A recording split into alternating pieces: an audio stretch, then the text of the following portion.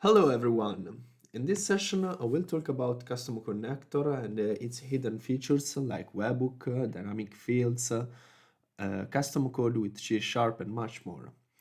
I will introduce these features with some example with the aim to understand how they work. But before that, I would like to take some time to introduce myself. I am Nicolò Ferranti, modern workplace consultant at Havana, Italy, and through my blog, I report my experiences in the field of Power Platform with the aim of sharing ideas and inspiring new solutions. Below you will find my social QR code that you can use to stay in touch. So let's start. To introduce Custom Connector, I would like to spend a moment to talk about Power Platform. Power Platform is a set of tools and services that make possible to create custom application, automated business process, analyze data without necessarily requiring advanced programming skill. Among the tools made available, there are Power Apps, Power Automate, Power BI, and Dataverse. Microsoft Dataverse is the data and service platform for Dynamics 365 and Power Platform, and it's more than a simple database. Its adoption enabled the developer to speed up and simplify database administration's task. As you can see at the picture, I've marked Power Virtual Agent because recently it becomes part of Copilot Studio. And in addition to this functionality, uh, to simplify uh, to simplify and speed up application development, the Power Platform provides us some many connector. A connector is a wrapper around an API that's all of the underlying service to talk to Power Automate and Power Apps. And there are many out-of-the-box connector. For example, a connector for Dataverse, a connector to integrate with Project Online or SharePoint, um, which enable us to consume that API in a very simple way. But despite that, your connector might be missing. So imagine that you are developing a Canvas app and you need to consume a set of custom API REST developed by a backend team. So for this scenario, Power Platform allow you to create a connector, and following this setup process, that you can create your custom connector. So first of all, you should define general information like hostname and base path. And also you will identify how it should authenticate to the API. So you have to define the security about your custom connector. After that, you have to test the endpoint, have configured, and if everything's work properly, you can use the connector in your Canvas app or your Power Automate Cloud Flow. Anyway, to better understand this setup process, let's create a new custom connector. So to create a new custom connector, first of all, you have to log in makepowerapps.com and go in custom connector tab. Okay, and for this demo, we are going to use this API regress.in API. Okay, so Regress is a great resource that provides a public API that you can use to build and test your application. As you can see, there are many endpoints that you can use, but for our purpose, we are going to define only the first request, this list get user. So come back in your Make Power App and click on New Custom Connector, and as you can see, there are some options that you can use. For example, you can import from a Postman collection or a custom connector. But in my opinion, to better understand the entire setup process, the better choice is to create a new one from blank. Okay, so I'm going to give regress connector. Continue, click on continue, and in general tab, in the first tab, general information, you can define the base information of custom connector, like a simple description. You can upload a background image. Then you can define the scheme or the protocol of your API, HTTPS or HTTP.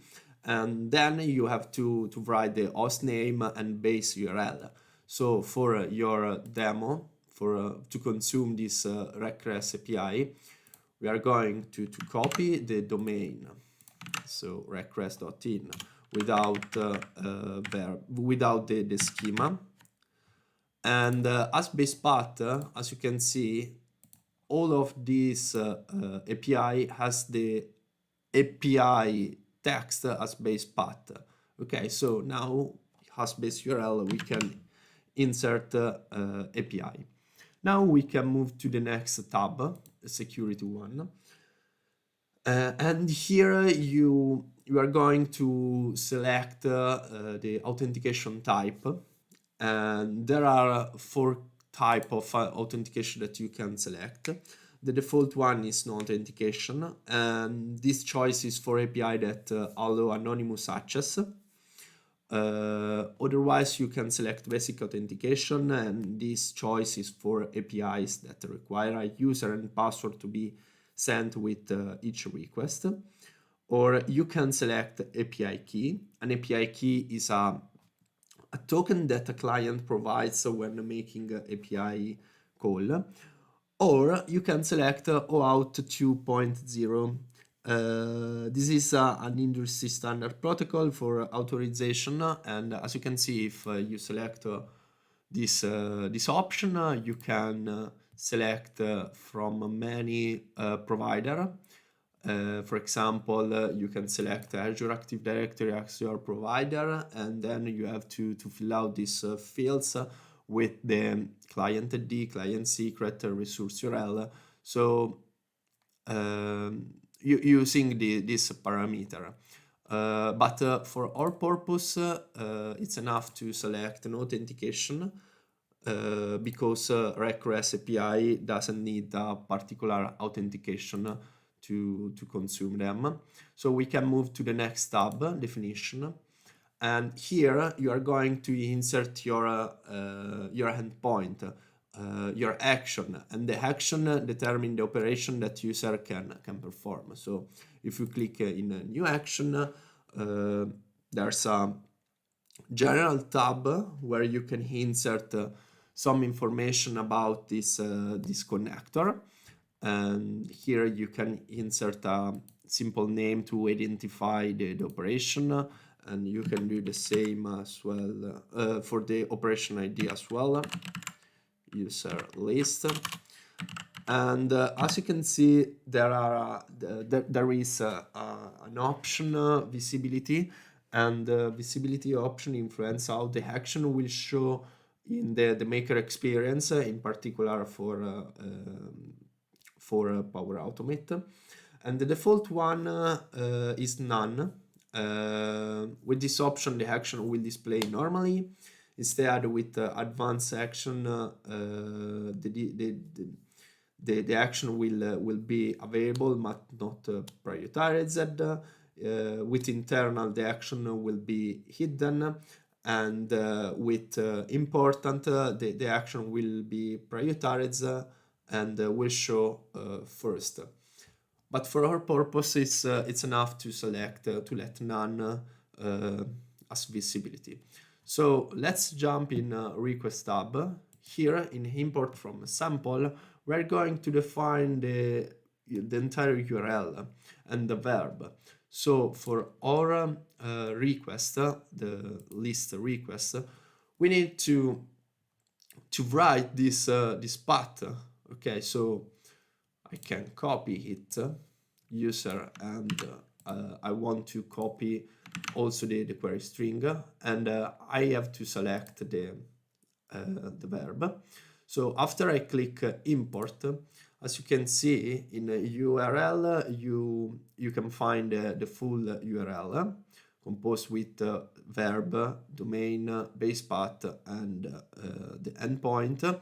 And as you can see, custom connector parse the query string, and here there's a field which name page for our query string. Okay, so now we can select the default response. So here we can insert the entire body of the response to allow the custom connector the binding of the property, and then we can easily use that properly without parsing the body. So the parsing is an activity that will do the custom connector. So to do that, we have to click on import from sample. We can come back here, and we already know the entire response, so we can copy it and paste it. So now after we click import, custom connector parts the entire body and detect any property. So then we can use this property more easily in our Power Automate Cloud Flow or Power App. We can access to this property. Okay, so now we can click back, and we can move to the next step, so to the next tab, AI plugin. So this is the capability that enable you to create a new or extend an existing certified Power Platform connector with AI plugin capability. This feature that allow user to connect and interact with data source through AI, but for our purpose we can skip this tab and we can move to the code tab. And this is the code tab where you can insert your custom code, C# custom code, to manipulate, transform the request and the response payload. But we can skip this step for this first demo, because we are going to explore this step in a deep in a while. So now we can go to the next to the last tab, and as you can see, to consume the API and to test it, first of all we have to click on create. So click on create connector.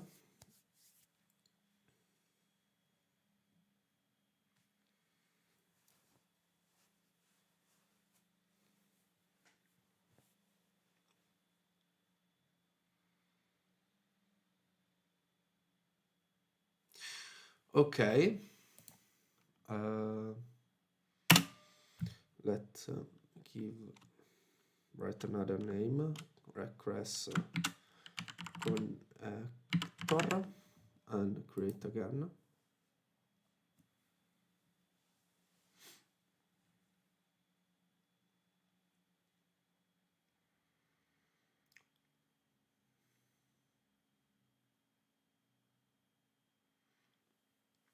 It's successfully created, but now as you can see, test operation button is disabled, and this is appear disabled because to use the connector we need to create a new connection, and we are going to explore this concept in a while. But for this moment it's enough to know that we have to create a new connection with that custom connector, request connector. So the connection is established. We can come back in custom connector tab and click on request connector, move to the test. As you can see, there's a connection, a valid connection created for this connector, and now we can test the operation. We can click on test operation. We got the 200 code and the full response. So we can assume that everything's work properly, and everything is configured properly. So we can now test. We can now use this custom connector in our Cloudflow or Canvas app to show you this thing. I'm going to open a new tab in Make Power Apps. Okay, I'm going to solution. I've prepared a solution festive tech, and here I'm going to create a new Cloudflow, instant Cloudflow for this demo, because we are going to trigger it manually, and we can call it like a request demo I want to create. So click on new step, click on custom connector, and here we go. There's a request connector. If I click on request connector, I can see any action that I have configured. In this case, I have only get user list, so I click on get user. This action is going to create a valid connection. Okay, and here we can insert the page for the query string. We can insert here one, and then we can add a new step for our Cloudflow, and I want to insert a compose action. Okay, because I want to show you that in dynamic content we can access to any response property that we have configured, okay, without parsing the body, okay, or the data. Okay, if I click data and I click save,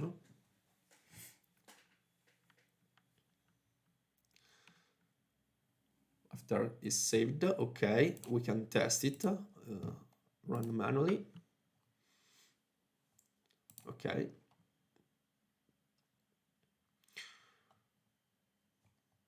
run flow.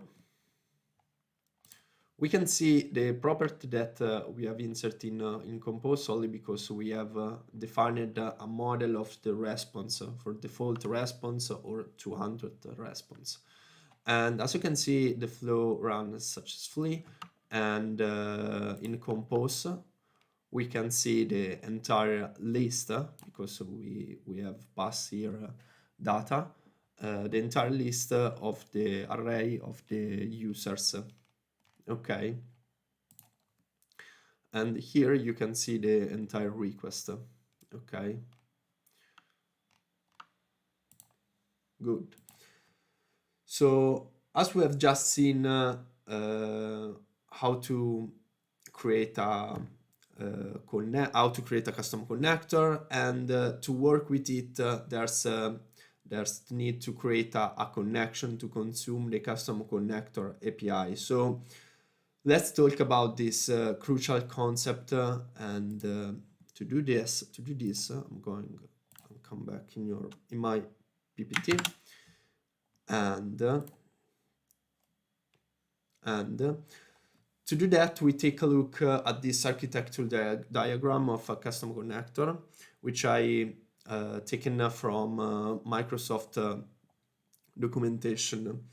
And this architecture has two main layers, credential and metadata store. Okay, and this is the service to store connector metadata and credentials associated with a connection. So we have this layer as a database which store the information about the connection created, and it returned a connection ID. Okay, the other layer is Azure APIM, API Manager, and this is the entry point for all calls that interact with the connector calls. Azure APIM verifies the key, the token, the certificate, and other credential. This layer will retrieve the connection information using the connection ID, and then and consume the API REST. So when you use the connector for the first time, you have to create a new connection with it. These connections will contain all the information needed to connect to a certain system. And after this, the user will have the connection reference of that connection. And you have to know that a connection reference is basically just a storage for metadata. And this means it just defines which connector is used, and therefore which connection is needed.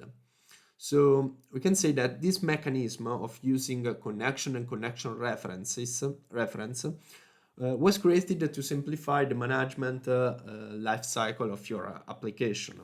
Because, for example, imagine that you have 10 Cloudflow which use a custom connector, and after a few months, you have to update the connection because you have to use another account. In this scenario, you will not to change any action in Cloudflow, but you can only update the connection associated to that reference. Okay, so to conclude the analysis of this architecture schema, you can see that the connector after Azure API management layer is going to consume the API using a gateway for an on-premise scenario or invoke direct the API. Good. What we have seen so far is the basic operation of custom connector. It's time to talk about the other features which allow us to extend the custom connector functionality. And the first one that I would like to introduce is policy templates.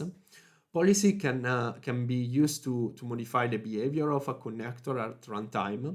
You can use policy to perform data conversions, route requests, set parameters, value, and more. So to show this how it works, I have developed a set of API to manage a games library. So let me open my Visual Studio. Okay, this is a web API project. Let me.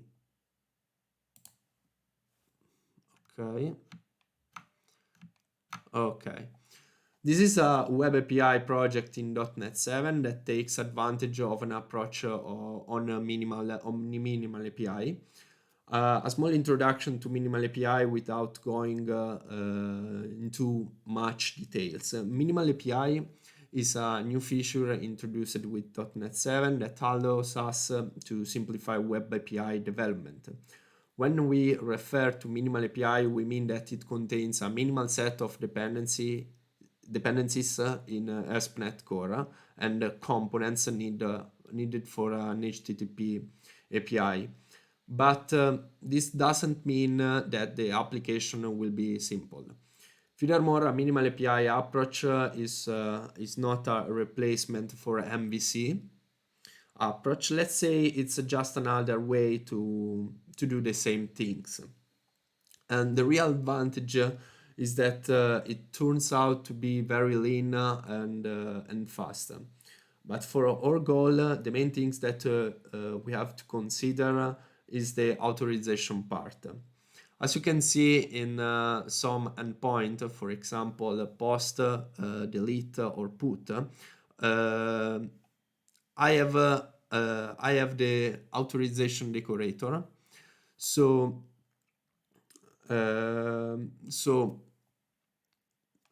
going to for this method, for this endpoint, I'm going to check the authorization header, because in handler, in auth handler, in this handler, I'm going to check the authorization header if contains a key, and then I'm going to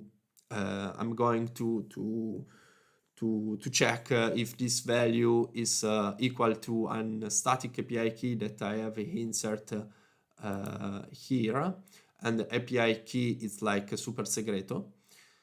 Okay, and this approach is will use for the post, as you can see, post, because when we invoke this endpoint, we are going to execute this method.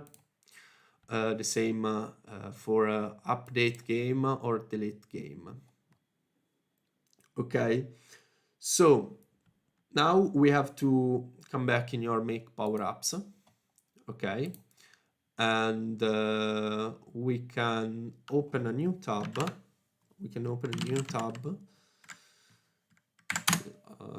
Also always in make power apps, and we have to go in custom connector tab.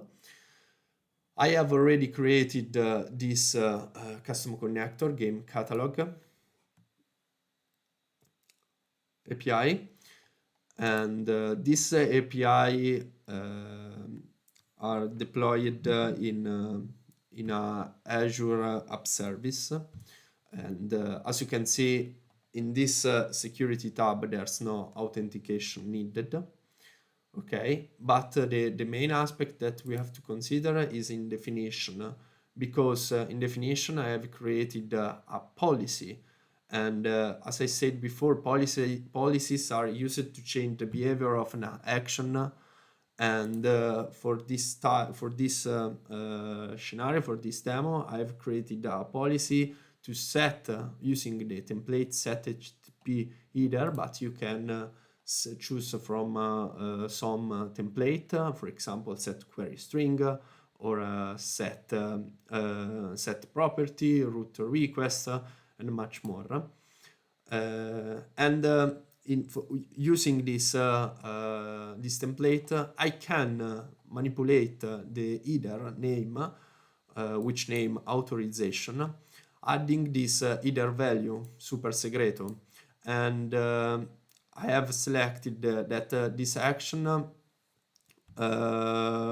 it will be override this parameter, okay, and this policy run only in request, okay, only for the request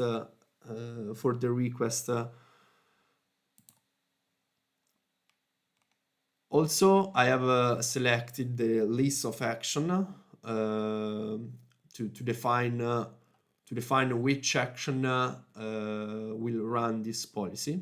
So you can see post, create, delete, game, and put game. So now if we come back, if you go to the test, I've already created a connection, a valid connection.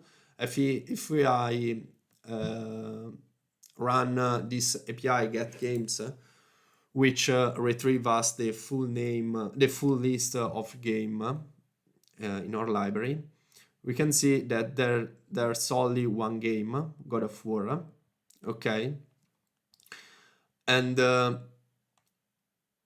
if we remove, if we come back in definition, and for example, I'm going to remove delete, okay, delete game, and then I click on update connector.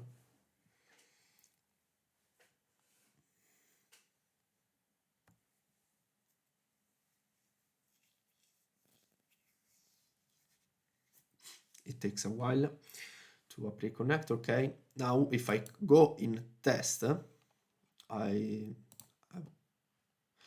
have always an item in our game list, but if I select delete and oops, I need to copy this UPC. If I try to delete that item, it failed. This call, it failed because it's unauthorized, because we have removed in definition the policy, and the security is now out. So the API, when we are going to try this this method, this endpoint, it doesn't satisfy the authorization schema. Okay, so if we are going if you come back in definition and we are going to define the operation delete also for operation policy, and I click update connector now.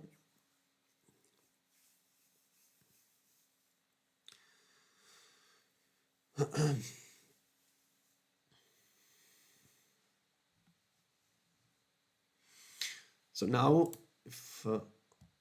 if we execute again the get list, we can see there's only one game, and if we come back in delete, I have to copy this one and pass it as a parameter, and now I expect that after click test operation, the policy run for this method, and the request run successfully. If I click test operation, we get 204 as code of response, so everything works properly. And if we execute again the game, the get list of game, we can see that there's a empty array. So this is the behavior of a policy, and it's very useful because it gives us an incredible flexibility to configure custom connector at runtime. Okay. Well, the second feature that I would like to show you, it's dynamic field. Dynamic field, thanks to this functionality, is possible to populate an option list, a parameter list, okay, dynamically, and the value will be retrieved directly from another custom connector action. Okay, so let's see how it works. We are going to use again our request connector, and to this demo we are going to configure this second API, single user, and as you can see, as path variable, we need to pass the ID of the user that we retrieve from list user. For example, Michael has a ID 7, and we have to pass 7 to retrieve the Michael object. Okay, so we are going to configure this action. So come back in your request connector, definition tab, and insert a new action. This action, it will be get user, okay, and in import, it's verb, it's a get, and the path, it's the same, and I'd like to pass as variable. For us, it will be the ID. If I click on import, I can see that the path variable ID is parsed by connector, and it parsed as a string, but I need to be an integer. But the important things that you have to show is drop down type. As default is disabled, but you can select static, and here you can insert a list of value separated by a comma. But the more interesting things is a dynamic one. And if I click dynamic one, here now we can define the operation ID,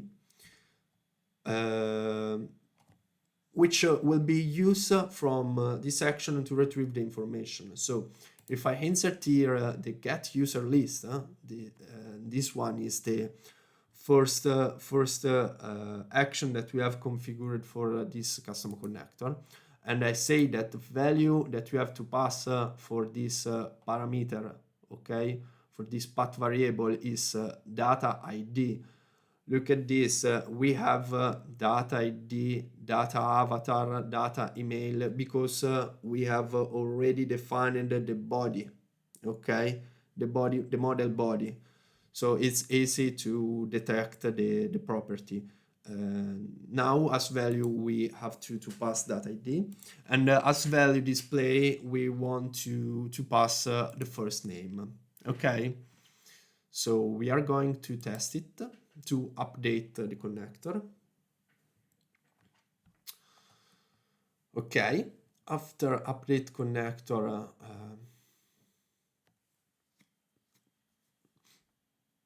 okay, now we come back in our Cloudflow. We can reload the page.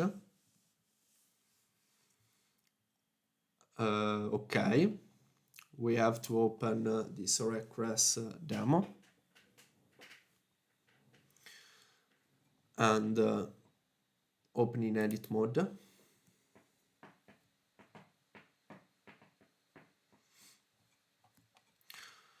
Well, we can delete this action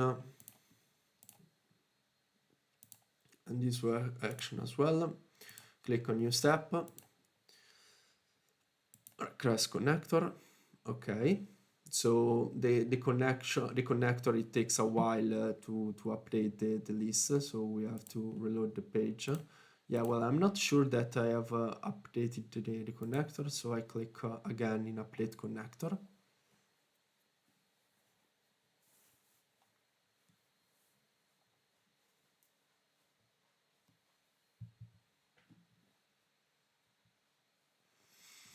Okay, click on edit.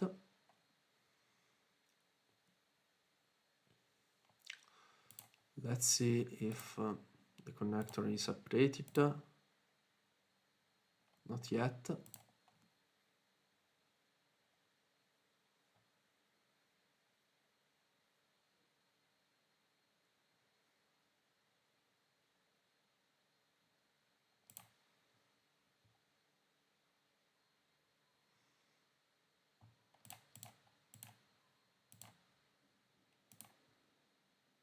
Not yet. Okay, so after a while, Power Automate will be updated and we can delete this operation and this operation as well. And now we can add a new step, click on custom, request connector, and now we have get user. So get user expose the path variable ID, and when we are going to click on this combo box, the custom connector is going to invoke the get user list API and will show up the entire list of field names. So let's see, if I click on show option, there's loading, and now we have the entire list of name, dynamic entire list of name that we can use to retrieve the information. And if I click Emma and I click on new step, now I'm going to use again a compose because it's the best action to debugging your Cloudflow. And in this case, I want to show you that we have in dynamic content for this API, for this action, for this custom connectors action, we have only body. And we see only body because we didn't define the response. So the custom connector couldn't able to parse the body and expose the property. But for this scenario, we can select the entire body. So if I click save,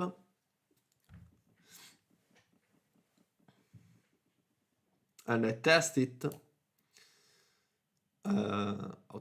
manually, test,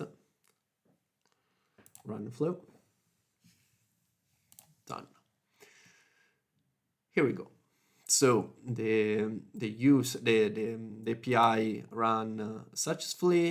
In fact, we have passed the tree as ID, and we retrieved the entire list of Emma. Okay. And in the compose, we can see the full body. Okay, data ID. Okay. Great. So this is how dynamic content works. But up to this point, we have seen how to manipulate and consume endpoints defined in our custom connector. But how can we do if we want to create a trigger instead of an action? Can we create a trigger? This is the main topics. So the answer is yes, and we can create two kind of trigger. One type of trigger that you can create is webhook. A webhook is an HTTP-based call function that allows lightweight, event-driven communication between two API. Webhooks are used by a wide variety of web apps to receive small amounts of data from other apps. But webhooks can also be used to trigger automation workflow. To set up a webhook, the client gives us a unique URL to the server API and specify which event it wants to know about. Once the webhook is set up, the client no longer needs to pull the server. So the server will automatically send relevant payload to the clients when webhook URL, when a specific event occur. Webhook are often referred as push API because they put the responsibility of communication on the server rather than the client. What do you need? So mainly you need that the server expose a subscribe post, okay, to allow the client the registration. And then you need also a delete method to unsubscribe the client from that topic. Well, also for this scenario, I've prepared a demo, and even in this case, I've developed a set of API using a minimal approach. So let me open again my Visual Studio webhook. Okay.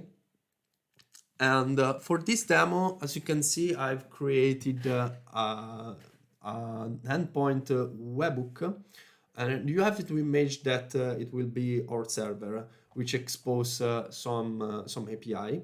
And the first one is post webhook, which run this method with the aim to create the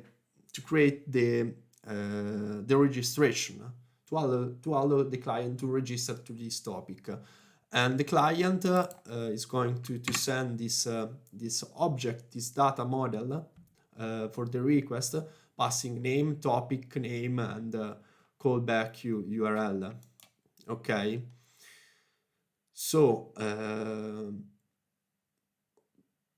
come back in your Make Power Apps to see how to configure this trigger.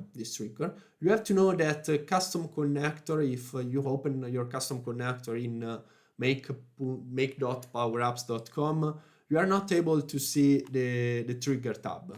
To see it, you have to open your custom connector using makepowerautomate.com.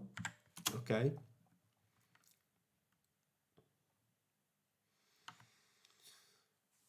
And here there's custom connector, and I have already created this custom connector, and if you click on edit, and we are going to definition. Okay, there's as you can see, there's the triggers read data in from your connector, and as you can see, I've created this trigger using webhook type. Okay, order created webhook type, and as the action, like the action definition, also for the trigger, you have to create the request. So we are going to pass the request, the full request to subscribe. This is the post to inform the custom connector where is the endpoint to subscribe your to subscribe the webhook. I have to pass the body, and it's really important for the body to pass the name, topic name, but it's very important to pass callback URL, or simplify it, or you can call it as URL. But this has to be mandatory. It's a property required, because it will be the property which custom connector use to pass the full URL. We are going to explore this in a while. After you have created the request, you have to define the response as well. Okay, and you have to define the trigger configuration. So you have to define the parameter that should receive the callback URL value. and as I said before, this property has to be required, and this is taken from the body. Okay. Okay, great. So if I open the Postman and I invoke this API, this get API, which retrieve us the full list of webhook as configured in our server, we can see that there's an empty list at this moment. Okay, so let's go to create a new registration. Let me open again my another tab. Okay, let's go to the solution, Festive Tech solution, and I'm going to create a new Cloudflow. And in this scenario, it will be automated. Okay. We can call it like a webhook demo. We can skip because we need to add the custom connector. Okay, we can add it later.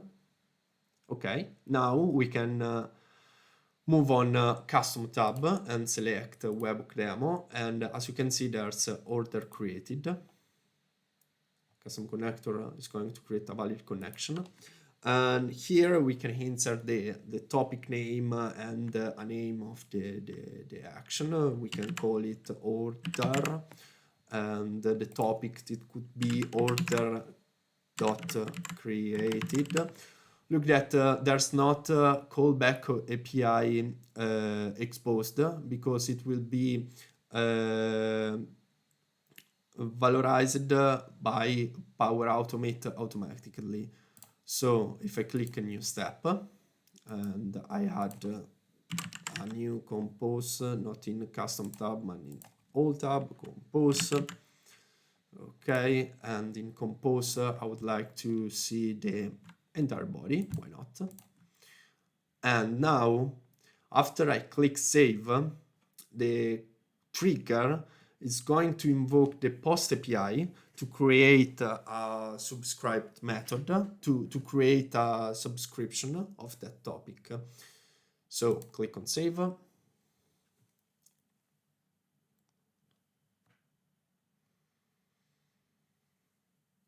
Okay, now open again the Postman, and if I click on send,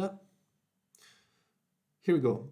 Now you can see that in our server there's a webhook configured which name order for the topic name order created, and as you can see there's the callback URL.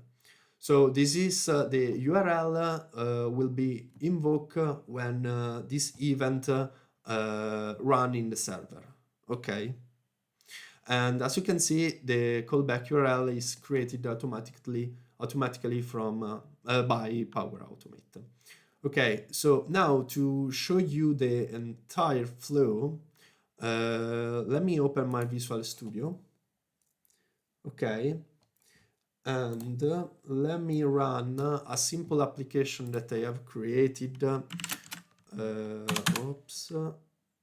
Okay. I have to change all of this. Okay. So, okay. This is a simple application, React application that I have created. I have to change the folder. So change the and okay.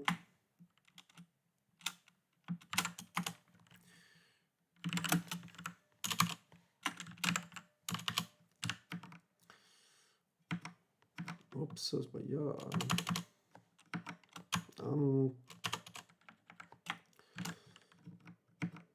Ok. Ok.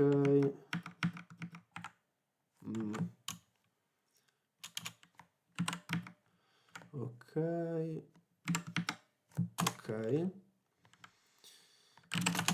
Okay, change, we have to go in the pocket base. Okay, and now we have to serve the pocket base. Okay, pocket base running locally. Now I'm going to run also my a simple e-commerce. I have created a simple React e-commerce to show you the full path of the webhook. Okay. Okay, so now if I'm going to open this port in local, okay, localhost, well,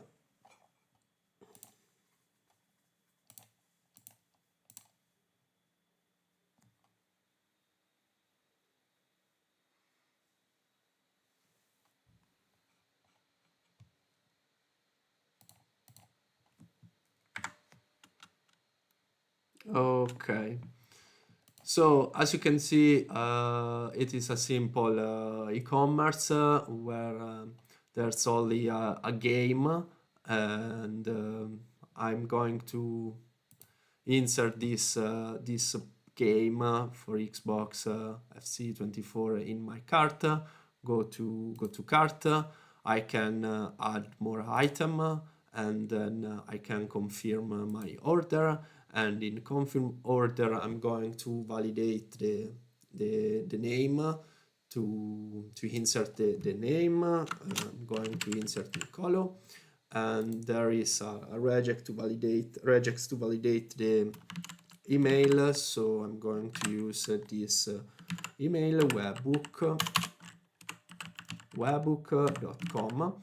So after the click on confirm order, the front end will invoke the API, this one from the webhook, this post order, where the server used to save the entity in the B and to do some operation, and at the end it will be invoke the webhook that you have registered, calling that URL. Okay, so if I click on confirm, there's a thanks page. Okay, and if now if we go in or in this Cloudflow, we can see from the history tree, from the run history. Here we go. A run of this flow, and it's the same order from the topic order created, name Nicolò, and if we're going to see the entire body, we have the full path, the full body of the order that we have created from our e-commerce. Okay, so let me close my e-commerce in local, and now we have seen the full behavior of webhook. Okay, so as I said before, there's two kind. There's two type of trigger that you can create. One is webhook, and the other one is polling. The polling is basically an event that periodically makes a call to your service to look for new data. And polling trigger initiates an event to determine if new data is available, while webhooks respond to a push of new data from the service. Once the flow determines that new data is available, you can then perform an action with that data. This tutorial demonstrate how to use a polling trigger to proactively retrieve new data.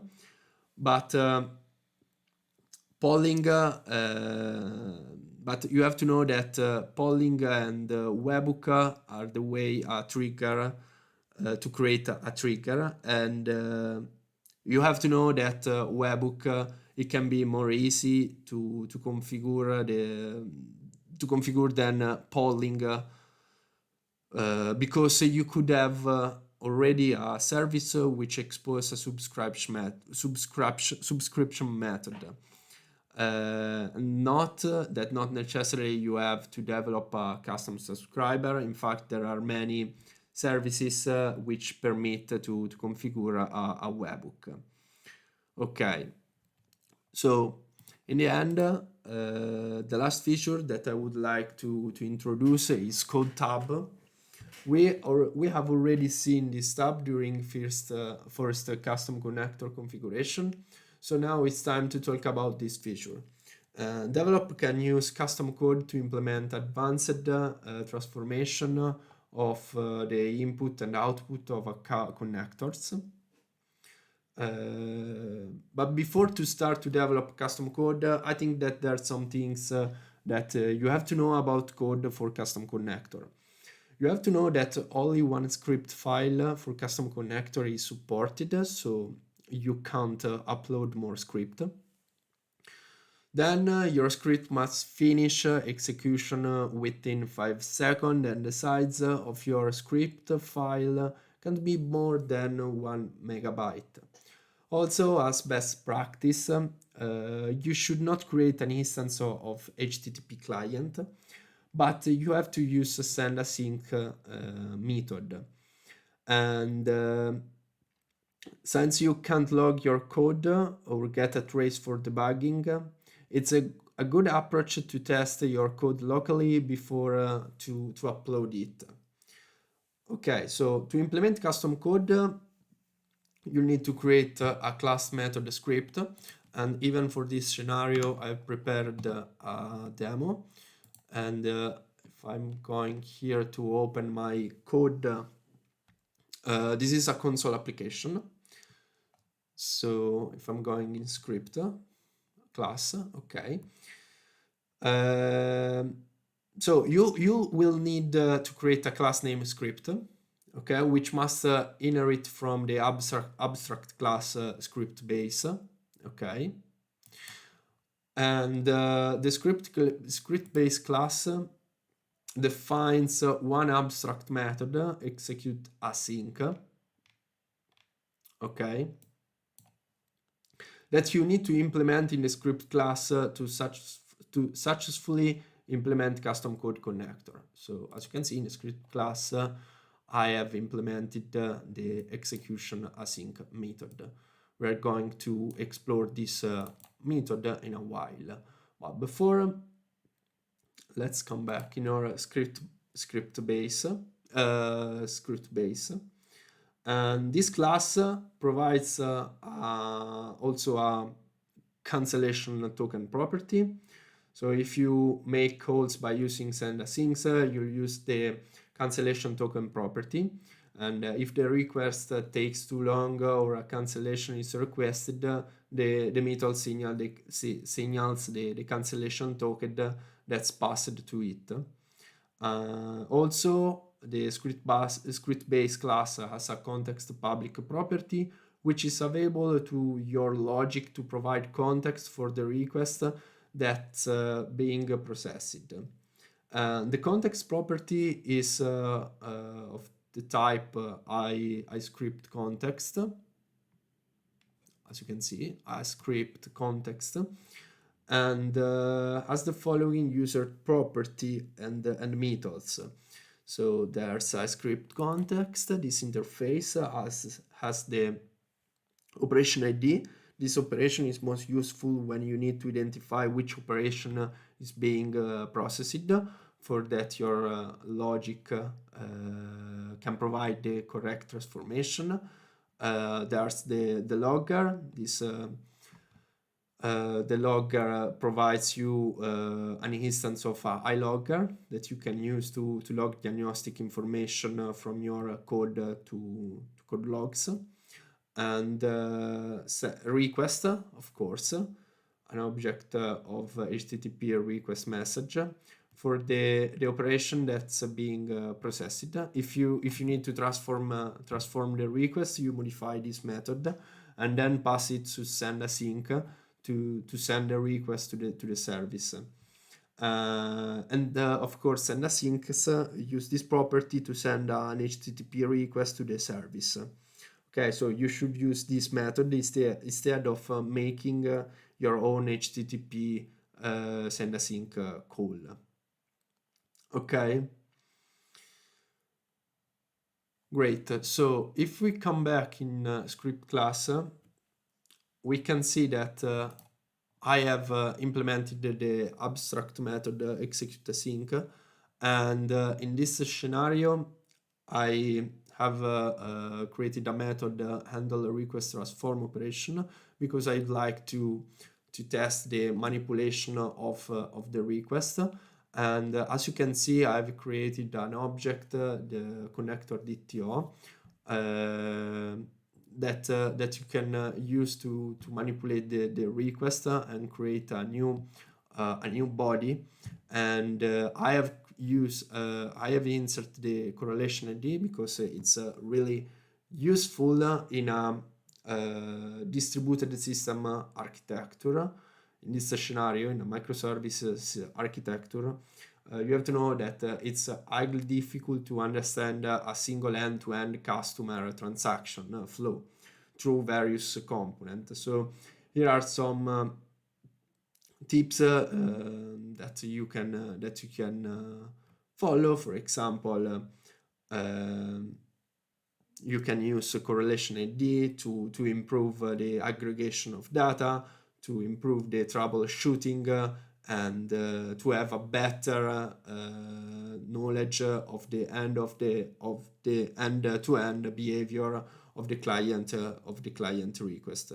So a correlation ID is a unique identifier that is added to the very first interaction to identify the context and is passed to all components that are involved in the transaction flow.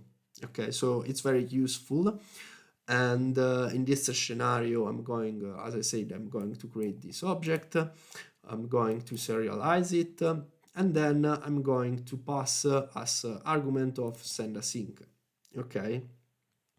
Then what I did. Then if a response goes successfully, I'm going to parse the response and manipulate the object response, creating a new object with property wrapped and nested in this property the full response. Okay. So to test it, I've created, there's the program CS class, and in this program CS, I've created this variable to configure the URL, but you can use this variable to configure your API URL. And to test, to show you the behavior, I'm going to run, first of all, this web API project. It's a very simple API project developed again with minimal API, and as you can see, there's only a post method with this endpoint custom connector, and as you can see, it's the same that I have configured in this string variable. Okay. And it returns the entire body. Okay, so I have to run it. I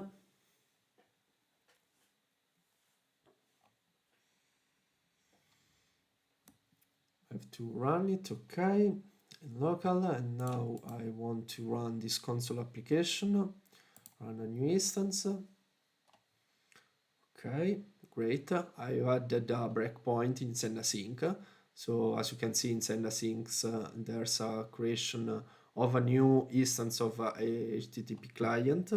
Then I'm going to invoke the client send async, and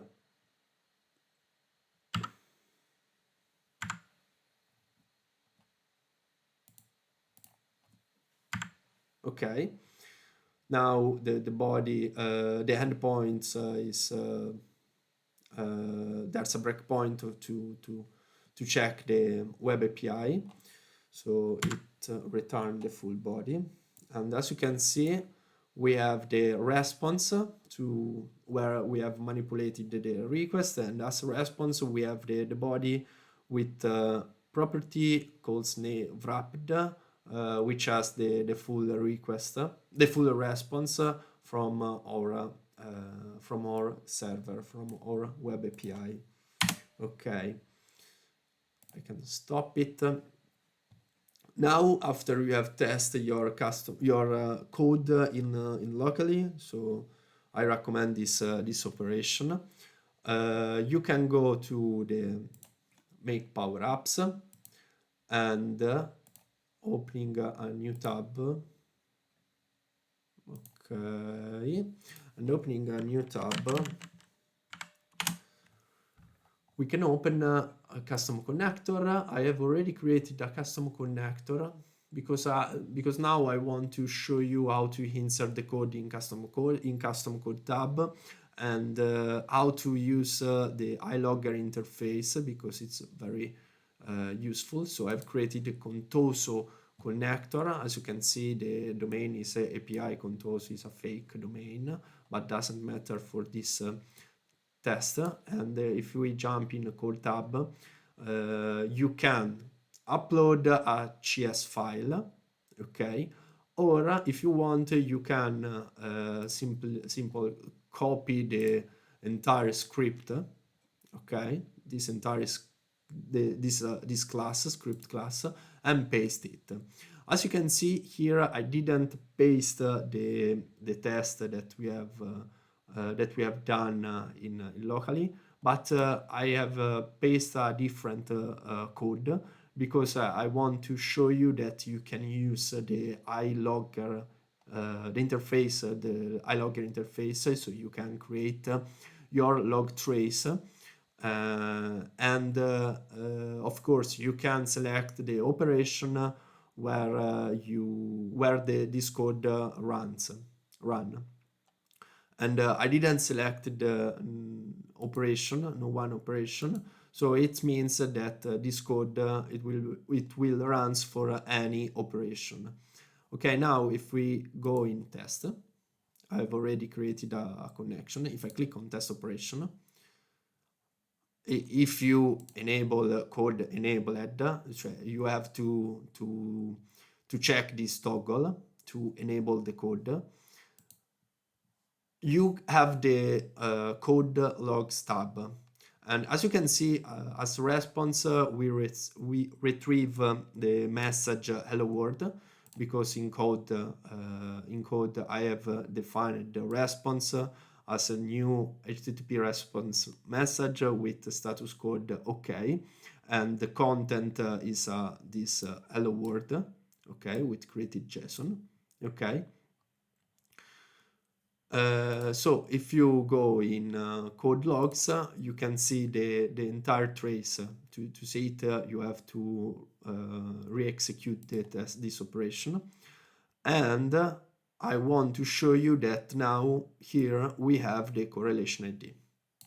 Okay, the correlation ID is very useful because, as I said, is a unique identifier that is added to the verify first interaction, and to identify the context. And using it in your request, you can improve your debugging and create a better end-to-end history of your request. Okay, so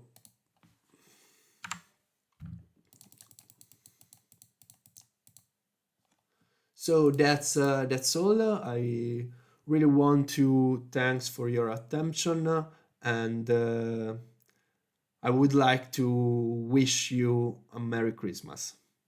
See you soon.